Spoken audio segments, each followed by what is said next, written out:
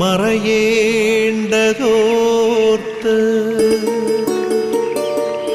ചന്ദ്രനക്ഷത്രാദികൾ വിതുമ്പുമ്പോൾ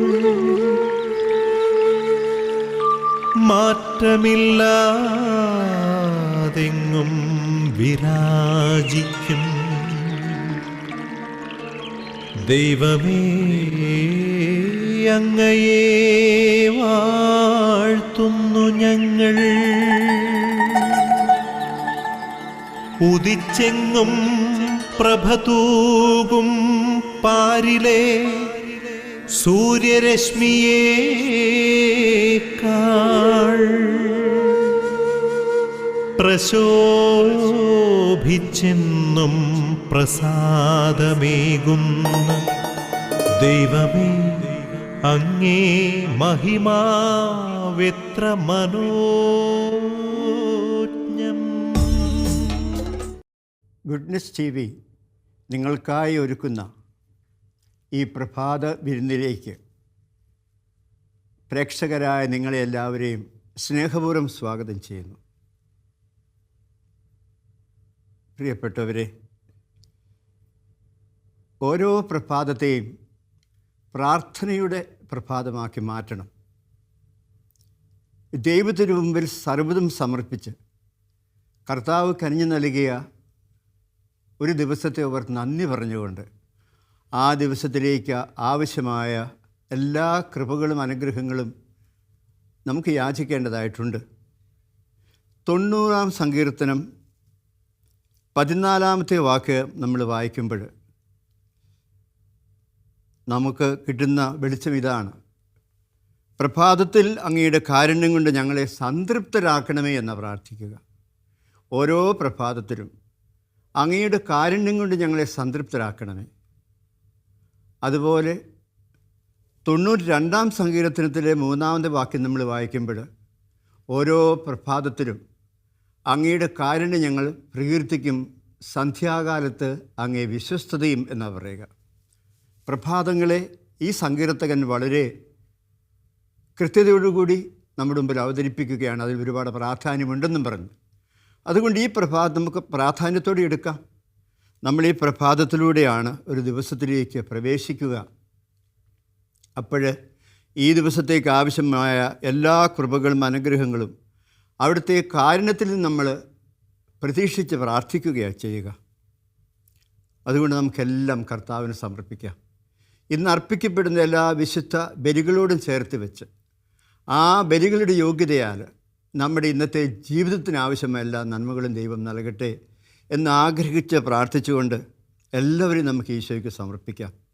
നമ്മുടെ കുടുംബങ്ങളെ, കുടുംബത്തിലുള്ളവരെ, നമ്മളോട് ചേർന്ന് ജീവിക്കുന്നവരെ, പ്രവർത്തിക്കുന്നവരെ, നമ്മുടെ പ്രാർത്ഥന ആഗ്രഹിക്കുന്നവരെ, നാം പ്രാർത്ഥിക്കാൻ കടപ്പെട്ടവരെ, അതുപോലെ തന്നെ പ്രത്യേകമായി തമ്പുരാൻ അകന്നു കഴിയുന്ന എല്ലാ പാപികളെയും ഒരു പ്രത്യേക നിയോഗമായി കണ്ടുകൊണ്ട് നമുക്ക് അങ്ങനെയുള്ള എല്ലാവർക്കും വേണ്ടി പ്രാർത്ഥിക്കാം.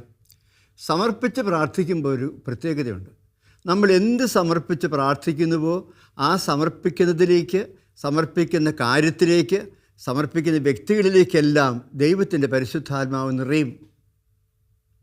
മുഴുവൻ സമർപ്പിച്ചാൽ മുഴുവൻ, പകുതി സമർപ്പിച്ചാൽ പകുതി. അതുകൊണ്ട് ദൈവത്തിൻ്റെ പരിശുദ്ധാത്മാവ് എല്ലാവരും നിറയാൻ വേണ്ടിയിട്ട് നമുക്ക് പ്രത്യേകമായിട്ട് പ്രാർത്ഥിച്ച് തമ്പുരാൻ്റെ കൃപകൾക്ക് വേണ്ടി നമുക്ക് കാത്തിരിക്കാം. അതുപോലെ തന്നെ പരിശുദ്ധ അമ്മയുടെ മാധ്യസ്ഥം നമുക്ക് പ്രത്യേകമായിട്ട് പ്രാർത്ഥിക്കാം.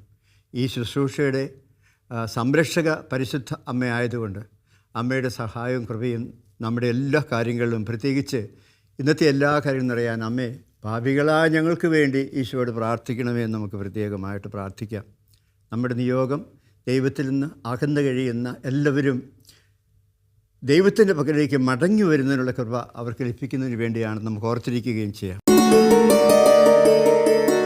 പരിമളത്തിനുറവയാം നറുസൗരഭ്യമാകട്ടെ ഞങ്ങളുമീ മണ്ണിൽ.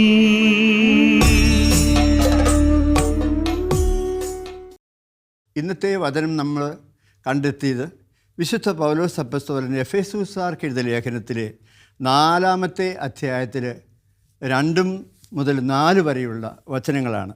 അതിപ്രകാരമാണ്: പൂർണ്ണമായ വിനയത്തോടും ശാന്തതയോടും ദീർഘക്ഷമയോടും കൂടെ നിങ്ങൾ സ്നേഹപൂർവ്വം അന്യോന്യം സഹിഷ്ണുതയോടെ വർത്തിക്കുവിൻ.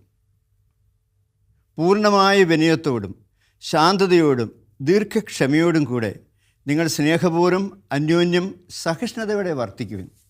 ഈ സഹിഷ്ണുത എന്നൊരു വാക്ക്, അതിനെന്തുമാത്രം സ്വാധീനം നമ്മുടെ ജീവിതങ്ങളിലുണ്ട് എന്ന് നമ്മൾ അന്വേഷിച്ച് പോകുമ്പോൾ നമ്മൾ പല കാര്യങ്ങളും മനസ്സിലാക്കുക. സഹിഷ്ണുതയുള്ള വ്യക്തികളുടെ ജീവിതങ്ങൾ എപ്പോഴും സന്തോഷനിർഭരമാണ്. അവർക്ക് ടെൻഷനൊന്നുമില്ല. നമുക്ക് ഈ സഹിഷ്ണുത ഇല്ലാത്തതുകൊണ്ട് എന്തോരം ടെൻഷനാണ്. ചെറിയൊരു കാര്യം വന്നാൽ പോരെ, ആകെപ്പാടെ ടെൻഷൻ എന്ന് പറഞ്ഞ് ഓടി നടക്കുന്ന കുറേ ആളുകളെയൊക്കെ നമ്മൾ നമ്മുടെ ജീവിതങ്ങളിൽ കണ്ടെത്താൻ സാധിക്കുന്നുണ്ട്. നമുക്കിവിടെ സഹിഷ്ണുതയ്ക്ക് വേണ്ടി പ്രാർത്ഥിച്ചുകൊണ്ടിരിക്കാം. ഞാനിത് പറയുമ്പോഴും നിങ്ങൾ നിങ്ങളുടെ ഹൃദയങ്ങളിൽ തമ്പുരാനെ ഈ പൗലോസ് അപ്പോസ്തലൻ ഞങ്ങൾക്ക് പറഞ്ഞു തന്ന സഹിഷ്ണുത എന്ന ആ മനോഹരമായ സുഹൃതം പുണ്യം ഞങ്ങൾ നിറയ്ക്കണമേ നിങ്ങൾ പ്രാർത്ഥിച്ചുകൊണ്ടിരുന്നുള്ളൂ. ഇതിൻ്റെ അവസാനം നിങ്ങൾക്കത് നിറവായിട്ട് നിങ്ങളുടെ ഉള്ളിൽ തമ്പുരാൻ തരും എന്ന് നമുക്ക് പ്രതീക്ഷിച്ചിരിക്കുകയും ചെയ്യാം. ഒരു കഥ അബ്രാഹത്തെക്കുറിച്ച് പറഞ്ഞു കേട്ടിട്ടുണ്ട്. അബ്രാഹത്തിൻ്റെ ജീവിതത്തിൽ അദ്ദേഹം ഒരുപാട് ആളുകളുടെ പിതാവാണല്ലോ. അപ്പോൾ അന്നത്തെ ആ സാഹചര്യത്തിൽ അബ്രാഹത്തിൻ്റെ മുമ്പിൽ ഒത്തിരി ആടുകളും മാടുകളും വേലക്കാരും അടിമകളും എല്ലാം ഉണ്ടായിരുന്നൊരു കാലമായിരുന്നു. അബ്രാഹത്തും വലിയ സമ്പന്നനായിരുന്നു എന്നൊക്കെയാണ് പറയുക. ഏതായാലും ഒരു ദിവസം അദ്ദേഹം എന്നും ചെയ്യുന്നൊരു കാര്യമാണ്, ആർക്കെങ്കിലും ഒരു ദിവസം അദ്ദേഹം ഭക്ഷണം കൊടുക്കും. അന്വേഷിച്ച് കണ്ടെത്തി ഒരാളെ വിളിച്ച് ഭക്ഷണം കൊടുക്കും. അങ്ങനെ ചെയ്യുന്ന അബ്രാഹം ഒരു ദിവസം ഭക്ഷണം കൊടുക്കാനായിട്ട് വിളിച്ചു. ഭക്ഷണമൊക്കെ വിളമ്പി വെച്ചു. അയാൾ വന്നിരുന്ന് കഴിക്കാൻ തുടങ്ങി. അബ്രാഹം ചാടി എഴുന്നേറ്റു ഇരുന്നിടത്ത് നിന്ന്. എന്നിട്ട് അയാൾ എഴുന്നേക്കാൻ പറഞ്ഞു. ഒരാളെ ഭക്ഷണത്തിന് വിളിച്ചിരുത്തിയിട്ട് കഴിക്കാൻ തുടങ്ങുമ്പോൾ എഴുന്നേൽക്കണോ എന്ന് പറയുന്നത് എന്തോ ഒരു മര്യാദകേടായില്ലേ? അബ്രാഹം ചാടി എഴുന്നേറ്റ് അയാളെ എഴുന്നേൽപ്പിച്ചു. എന്നിട്ട് പറഞ്ഞു, ദൈവത്തിന് നന്ദി പറയാതെ താൻ എന്തുകൊണ്ട് ഭക്ഷിച്ചു? ദൈവത്തിൻ്റെ അനുഗ്രഹമാണ് ഈ ഭക്ഷണം, അതിന് നന്ദി പറയണം. അത് അവരുടെ പാരമ്പര്യത്തിലുള്ളതാണ്. അത് ചെയ്യാതെ താൻ ദൈവത്തിന് നന്ദി പറയാതെ എന്തുകൊണ്ട് ഭക്ഷിച്ചു? ഈ പാവപ്പെട്ട മനുഷ്യതൊന്നും അറിഞ്ഞുകൂടാ. അത് കഴിഞ്ഞിട്ട് കുറേ ശാസിച്ചതിന് ശേഷം അദ്ദേഹം ഭക്ഷണം കഴിഞ്ഞ് എഴുന്നേറ്റ് പൊക്കോളാൻ പറഞ്ഞു. ദൈവം അബ്രാഹത്തെ വിളിച്ചു. അബ്രാഹമേ. അബ്രാഹം വിളി കേട്ടു. നീ എന്താ ചെയ്തത്? ആ പാവപ്പെട്ട നിരക്ഷരകുക്ഷിയായ ആ മനുഷ്യനെ ഇതൊന്നും അറിഞ്ഞുകൂടാ. നിങ്ങൾ യഹൂദർ അല്ലെങ്കിൽ ആ പാരമ്പര്യത്തിലുള്ളവർ ചെയ്യുന്ന എങ്ങനെയാണ്? അപ്പമെടുത്ത് ആശീർവദിച്ച് ദൈവത്തിന് സ്തോത്രം ചെയ്തിട്ട് നിങ്ങൾ ഭക്ഷിക്കുന്നു. നിങ്ങൾക്ക് ആ പാരമ്പര്യമുണ്ട്. ഈ പാരമ്പര്യം അറിയാത്ത ഈ പാവപ്പെട്ട മനുഷ്യൻ, നിനക്കൊരു ശകലം സഹിഷ്ണുത കാണിച്ചു കൂടാൻ മേലായിരുന്നു. അബ്രാഹം പിന്നെ നീതീകരിക്കാൻ തുടങ്ങി താൻ ചെയ്ത കാര്യത്തെക്കുറിച്ച്. അന്നേരം ദൈവം അബ്രാഹത്തോട് പറഞ്ഞു, ഞാൻ 60 വർഷമായിട്ട് ഇവനോട് ഈ അവതാരം കാണിക്കുന്നത്, ഈ സഹിഷ്ണുത കാണിക്കുന്നത് എനിക്ക് ഒരു നേരം കാണിക്കാൻ കഴിഞ്ഞില്ലല്ലോ. 60 വർഷങ്ങളായിട്ട് കാരുണ്യവും അവതാരവും കാണിക്കുന്ന ഞാൻ, നിനക്കൊരവസരമല്ലേ വന്നു, നീ ആ അവസരത്തിന് അനുസരിച്ച് അവതാരം കാട്ടിയില്ല, അത് മോശമായിപ്പോയി. ദൈവം അബ്രാഹത്തെ ശാസിച്ചു. ഇതൊരു പുസ്തകത്തിനകത്തുണ്ടായിരുന്നൊരു കഥയാണ്. ഞാനതിങ്ങനെ എൻ്റെ ഓർമ്മയിൽ വന്നപ്പോൾ ഞാൻ ഓർത്തു, നമുക്ക് നമ്മുടെ തിരുവചനങ്ങൾ ഒരുപാട് ഇങ്ങനെയൊക്കെയുള്ള കാര്യങ്ങളൊക്കെ കിടപ്പുണ്ട്. ദൈവത്തെക്കുറിച്ച് പറയുമ്പോൾ നമ്മൾ കാണുന്ന ഒരു കാര്യം ഈ അവതാരത്തിൻ്റെതാണ്. ഏശയ്യാ പ്രവാചകൻ്റെ പുസ്തകം 1-ാമത്തെ അധ്യായം മുതൽ നമ്മൾ വായിക്കുമ്പോൾ ദൈവത്തിൻ്റെ പരാതി അങ്ങനെയൊന്നും നമ്മൾ കാണുന്നുണ്ട്. ദൈവം ഒരുപാട് പരാതിപ്പെടുകയാണ്. 1-ാമത്തെ അധ്യായത്തിൽ 2 മുതലുള്ള വാക്യങ്ങൾ അങ്ങനെയാണ് നമ്മൾ കാണുക. ദൈവത്തിൻ്റെ വികൃതികൾ എന്ന് പറഞ്ഞൊരു പുസ്തകം മുകുന്ദൻ്റെ ഉണ്ട്. ആ വികൃതിയെക്കുറിച്ചല്ല ഞാൻ പറയുക, ദൈവത്തിൻ്റെ പരാതികൾ എന്ന് പറഞ്ഞ് നമുക്കൊരെണ്ണം കണ്ടെത്താൻ കഴിഞ്ഞാൽ ഒരുപാട് പരാതി ദൈവം മനുഷ്യൻ്റെ നേരെ ഉന്നയിക്കുന്നതായിട്ട് നമ്മൾ കാണുന്നുണ്ട്. എന്നിട്ട് ഈ പരാതിക്കൊക്കെ ഒടുവിൽ ശിക്ഷയല്ല, ആ പരാതിക്കൊക്കെ ഒടുവിൽ ദൈവം കാട്ടുന്ന സഹിഷ്ണുത. യെശയ്യാ പ്രവാചകൻ്റെ പുസ്തകം നമ്മളൊക്കെ പാടുന്ന അല്ലെങ്കിൽ പാടിക്കൊണ്ടിരുന്നൊരു പാട്ടല്ലേ, ആകാശമേ കേൾക്ക, ഭൂമിയെ ചെവി തരുക, ഞാൻ മക്കളെ പോറ്റി വളർത്തി, അവർ എന്നോട് മത്സരിക്കുന്നു. ഒരു പാട്ടില്ലേ, വളരെ അർത്ഥവത്തായൊരു പാട്ടാണത്. ദൈവത്തിൻ്റെ പരാതിയാണ് അത്. നമുക്ക് യെശയ്യാ പ്രവാചകൻ്റെ പുസ്തകം 1-ാമത്തെ അധ്യായത്തിലേക്ക് വരുമ്പോൾ നമുക്ക് വളരെ മനോഹരമായിട്ടത് കാണാൻ സാധിക്കും. ആകാശത്തോടും ഭൂതലത്തോടും എല്ലാം വിളിച്ചിട്ട് അവരോട് ആ കർത്താവ് പരാതി പറയും, ഞാനിതൊക്കെ ചെയ്തു, എന്നിട്ട് എൻ്റെ മക്കളായ മനുഷ്യർ എന്നെ വിസ്മരിക്കുകയാണ് ചെയ്യുക. കാളയ്ക്ക് അതിൻ്റെ ഉടമസ്ഥനെ അറിയാം, കഴുതയ്ക്ക് അതിൻ്റെ യജമാനനെ അറിയാം, തൊഴുത്തും അറിയാം, എൻ്റെ ജനം എന്നെ അറിയുന്നില്ല. എന്നിട്ട് താഴേക്ക് വരുമ്പോൾ നമ്മൾ കാണുക, സോദോമിൻ്റെ അധിപതികളെക്കുറിച്ചൊക്കെ വിളിച്ചിട്ട് ദൈവം പറയുക, നിങ്ങൾക്ക് നിരവധിയായ ബലികളുണ്ടാകാം, നിങ്ങൾക്ക് പ്രാർത്ഥനകളുണ്ടാകാം, എന്നാലുണ്ടല്ലോ എൻ്റെ സന്നിധിയിൽ വരാൻ, എൻ്റെ അങ്കണത്തിൽ കാലുകുത്താൻ ഇവ വേണമെന്ന് ആരാ നിങ്ങളോട് പറഞ്ഞത്?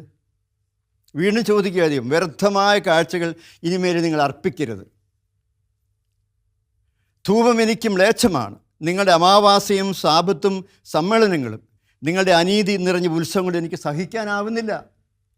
ദൈവം അസഹിഷ്ണുവായി മാറുക, ഇതെല്ലാം എനിക്ക് ഭാരമായി തീർന്നിരിക്കുന്നു എന്നെല്ലാം പരാതി പറയുന്ന ദൈവം. നമ്മളങ്ങനെയാണല്ലോ ദൈവത്തെ വിശേഷിപ്പിച്ചത്, പരാതിക്കാരനാ ദൈവം. നിങ്ങളുടെ അകൃത്യങ്ങൾ അവസാനിപ്പിക്കുവിൻ, ഉപദേശമാണ് പിന്നെ നിങ്ങൾ. എന്നിട്ട് പറയാം, കർത്താവരുടെ ചെന്ന് വരുവിൻ, നമുക്ക് രമ്യപ്പെടാം. ഞാൻ നിങ്ങളോട് ഇത്ര കർശനമായിട്ട് ഇതെല്ലാം പറഞ്ഞാലും ഞാൻ നിങ്ങളെ ശിക്ഷിക്കാനല്ലിരിക്കുക, നിങ്ങളെ നേർവഴിക്ക് നയിക്കാൻ, നിങ്ങളുടെ അകൃത്യങ്ങൾ നിങ്ങളെ വിടിവിക്കുവാനും വേണ്ടിയാണ് ഞാൻ ഇവിടെ ഇരിക്കുക, അല്ലെങ്കിൽ ഞാൻ നിങ്ങളുടെ കൂടെ ഉണ്ടാവുക. എന്നിട്ട് പറയുന്നു, നിങ്ങളുടെ പാപങ്ങൾ എത്ര കടും ചുവപ്പാണെങ്കിലും അവ ഞാൻ മഞ്ഞ് പോലെ വെണ്മയുള്ളതാക്കി തീർക്കും. അവ രക്തവർണ്ണമെങ്കിലും കമ്പിളി പോലെ വെളുപ്പിക്കും. അനുസരിക്കാൻ സന്നദ്ധരെങ്കിൽ നിങ്ങളുടെ ഐശ്വര്യം ആസ്വദിക്കും. എത്ര ആശ്വാസപ്രദമായ കാര്യമാണ് ദൈവം മനുഷ്യനോട് പറയുക എന്ന് നമ്മൾ കണ്ടത്. ദൈവത്തിൻ്റെ ആ സഹിഷ്ണുത, അതാണ് നമ്മളിവിടെ കണ്ടെത്തുന്ന ഒരു കാര്യം.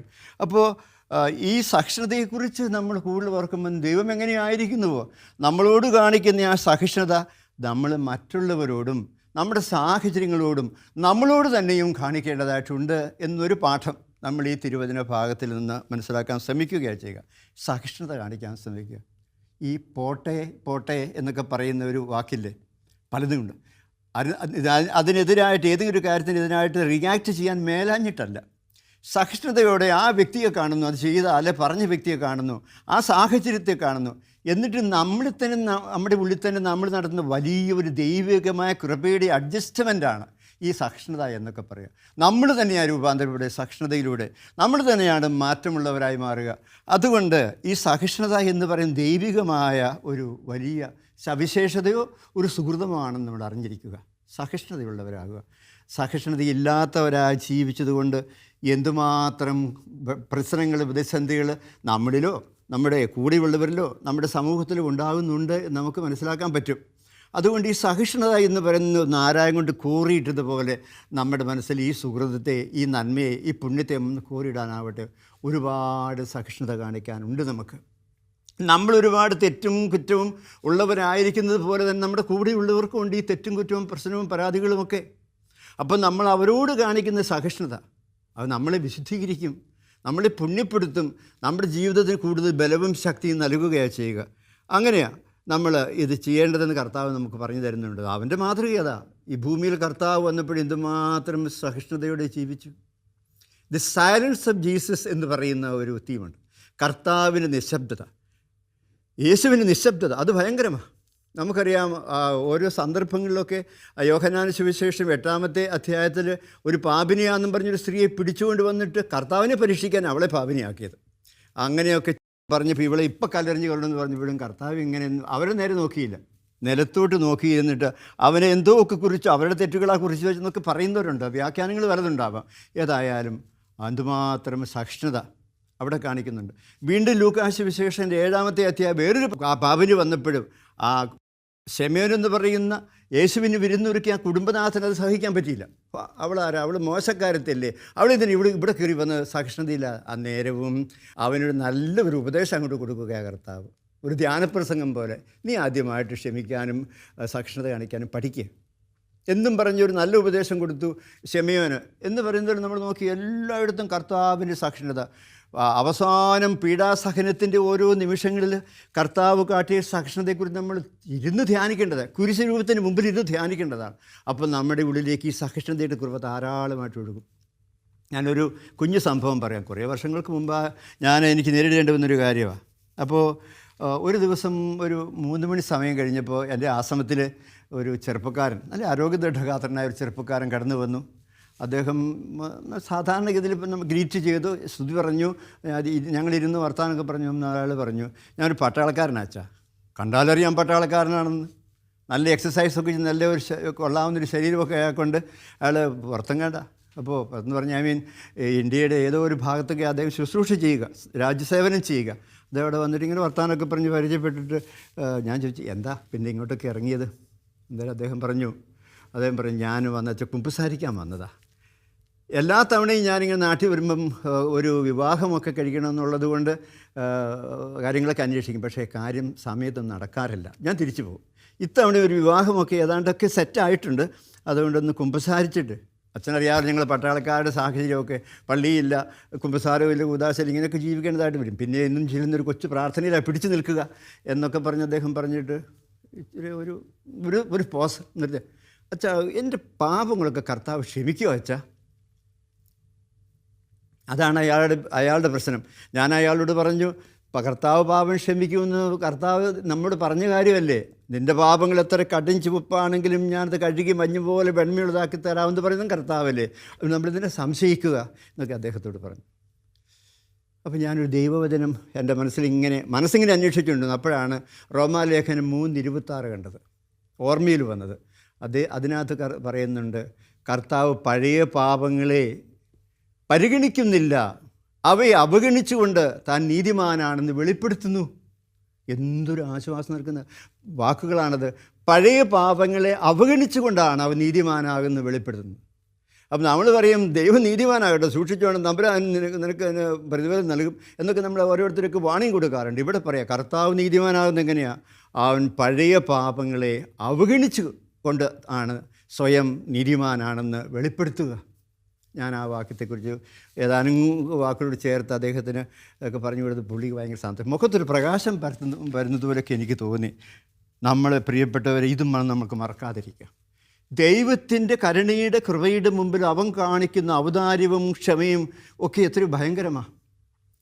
നിരാശപ്പെടേണ്ട ഒരു കാര്യം ക്രിസ്ത്യാനിക്കില്ലെന്ന് ഞാൻ പറയും. കാരണം കർമ്മഫലങ്ങളെ നോക്കി വിധിക്കുന്ന ദൈവത്തെ അല്ല, അതിനപ്പുറം ഇവൻ്റെ കർമ്മഫലങ്ങളെ എടുത്തു വെച്ചിട്ട് അവനോട് കരുണ കാണിക്കുന്ന, അവൻ്റെ പാപങ്ങളെ അവഗണിക്കുന്ന ദൈവത്തിൻ്റെ ഒരു വലിയ കരുണയുടെ, സഹിഷ്ണുതയുടെ, ഔദാര്യത്തിൻ്റെ ഒക്കെ മുമ്പിലാണ് നമ്മൾ നിൽക്കുക. ഈ സഹിഷ്ണുതയ്ക്ക് നമുക്കെപ്പോഴും സ്തുതി പറയണം. എന്നോട് കാണിക്കുന്ന ഈ സഹിഷ്ണുത, ഇത്രയൊക്കെ ആയിരുന്നിട്ടും നീ എന്നോട് സഹിഷ്ണുത പുലർത്തുന്നതല്ലോ ദൈവമേ എന്നോർത്ത് നമുക്ക് ദൈവത്തിന് നന്ദി പറയേണ്ടതായിട്ടുണ്ട്. നമുക്കൊരു നിമിഷം ശാന്തമായിട്ടിരിക്കാം. പിതാവേ, സ്നേഹാഗ്നിയാൽ ജ്വലിക്കട്ടെ മക്കളാ ഞങ്ങളെല്ലാം.